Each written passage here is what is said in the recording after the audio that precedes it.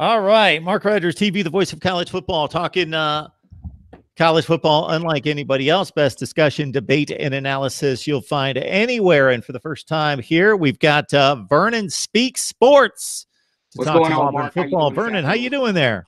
I'm doing incredible this afternoon. I've got a lot of work in today and excited to be a part of your show. I think you get doing some incredible things here, and I'm excited about the opportunity to talk about Auburn football.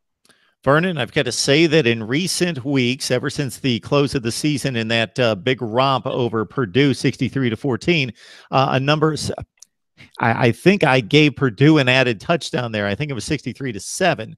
Regardless, we've had a lot of people comment that we need more Auburn football coverage. Oh yeah, of So course, of we have course. stepped it up in recent weeks, and we appreciate your contribution as well. So before we move ahead to 2019, your thoughts about 2018? My thoughts are basically that Gus Malzahn obviously hit the plains with a big splash in 2013, took a team that was 3-9, 0-8 in the SEC, and I can't think of a bigger turnaround at that level in the history of college football to go from that to within 10 seconds of a national championship win. But it's pretty much leveled off since then. There was the 3-week run against Alabama and Georgia in 2017 to get them to the cusp of an SEC championship, but Exactly. a lot of 4-5 loss seasons since then. Just your thoughts about Gus Malzahn and how it ended in 2018.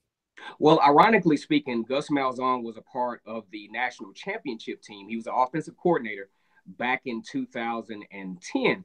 And when I look at that particular, I think that started the expectation for the Auburn fan base, winning that national championship in 2010, and then having the opportunity to win another national championship within a 3-year span would have been huge for the Auburn Tigers. And now one thing about it is Auburn, for all intents and purposes, will never gain tangible ground on Alabama when it comes to national championships, when it comes to national notoriety. But that point, that opportunity would have been huge moving forward for the Auburn Tigers. Okay, so you have the missed opportunity in 2013. As you mentioned, you have the 4-5 lost seasons, and then you have the opportunity in 2017, literally staring a national championship. Well, not a national championship, but staring the prospect of being the first two-loss team to enter the college football playoff. But because of, in my opinion, lack of preparation, Kerryon Johnson was clearly hurt, should not have played in that ball game, squandered that opportunity. Fast forward to now, coming into the 2018 season with variable expectations depending on who you ask.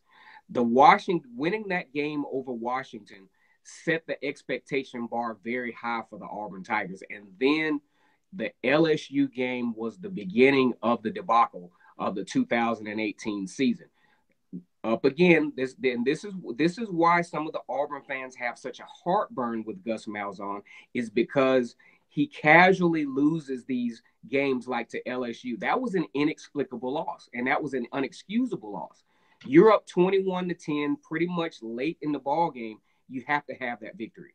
You have to understand that the Auburn fan base needs these games. They want these games, and then you go into the game against Tennessee, where you have somewhat of a chance to salvage the season, but you pick the time to play arguably one of the worst games in the Gus Malzahn era. Jarrett Stidham, responsible, the future, who was what was thought to be a future first-round draft pick, is responsible for all three of the turnovers in that football game. Auburn loses to a what I would like to call a terrible Tennessee team, 30-24. And then one thing I can say about Gus Malzahn and the 2018 season, he did manage to he and his coaching staff managed to find a way to hold that team together, because a key win in Auburn was that 24-20 win over Texas A&M. That literally saved somewhat. It didn't save the season, but it salvaged in some kind of way the embarrassment of that season, and being able to win that football game and carry, even though kind of fell apart against Georgia in the second half and absolutely collapsed in the middle of the third quarter in the Alabama game.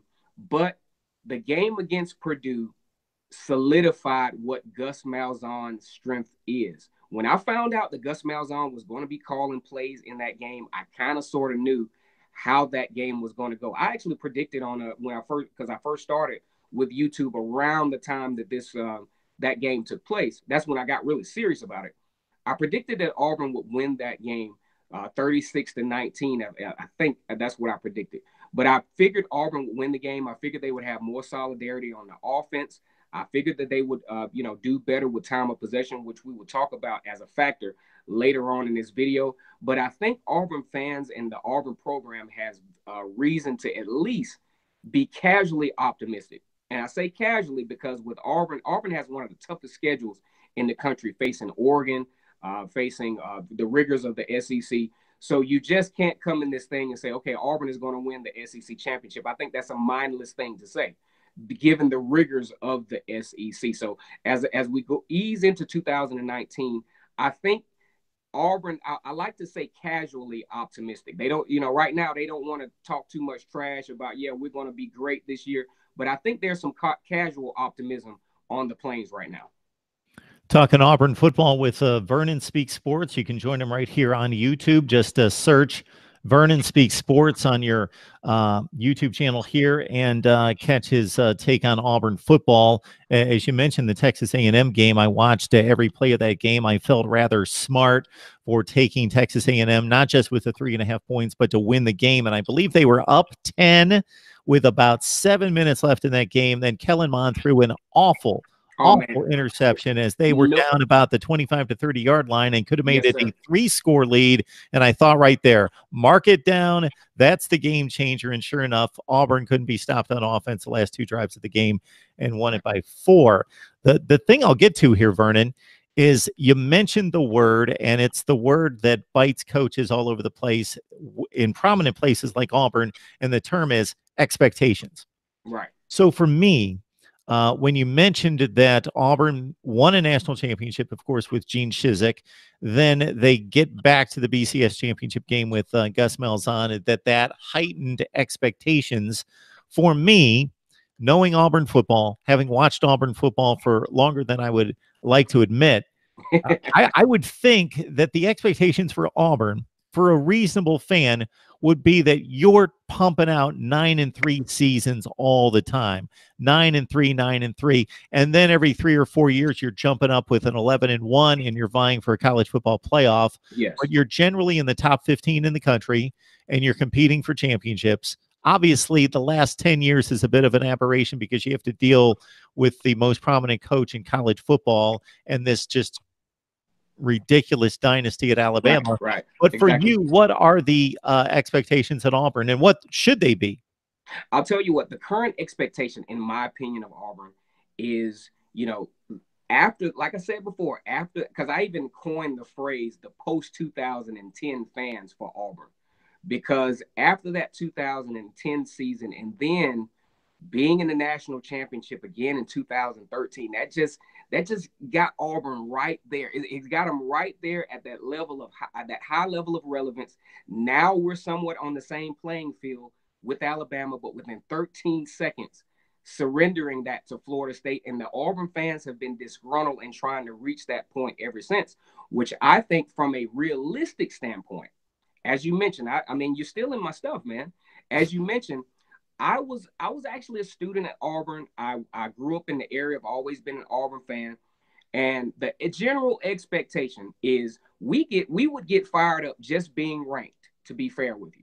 Just to be in the top 20, just to be in the 15, just to have some level of relevance. But I think the expectations at this point have gotten a little on the unrealistic side, and it's causing Auburn fans to really not even enjoy being Auburn fans because they just want something that is probably not going to happen.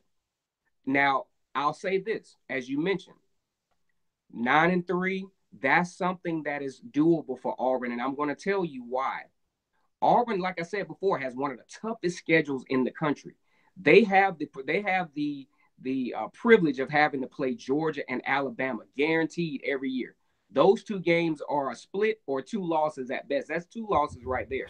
You also have the rigors of being in the SEC West. You also have Auburn tends to like to schedule these games like the one they're going to have in the Advocare Classic against Oregon. So you put yourself in a position to where, even though I think Auburn may be in another conference, maybe in the ACC, no disrespect to the ACC, but I think, you put them in the ACC, they could have more success. But because of where Auburn is proximity wise, always having to face Alabama in the middle of the recruiting hotbed between Georgia and Alabama. As a matter of fact, Auburn recruits a lot, especially in the northern Atlanta area, always bumping heads with Georgia. It's just going to be tough for the Auburn fan base to think that Auburn is just going to be a regular in the college football playoff every year. It's just, just given all the elements involved, it's going to be very difficult, to say the least. Vernon, I'm going to take your statement and I'm going to solidify it a little bit stronger. If you took Auburn last season and put them in the ACC, obviously, if you put them in one half of the conference, they would have to bump heads with Clemson, and nobody would have won that battle. No. But if you put them in the other side, the Pitt Panthers won the Coastal Division. Right. Pitt lost to Penn State by 45 points. They lost to Central Florida by 31 points. They got annihilated by a lot of teams. They lost 7 games. The Auburn Tigers would have been the second best team in the ACC. They would have went to the ACC championship game. I would have bet my mortgage on it had they played in the Coastal Division. They most likely would have went 7-1 or 8-0 in the ACC.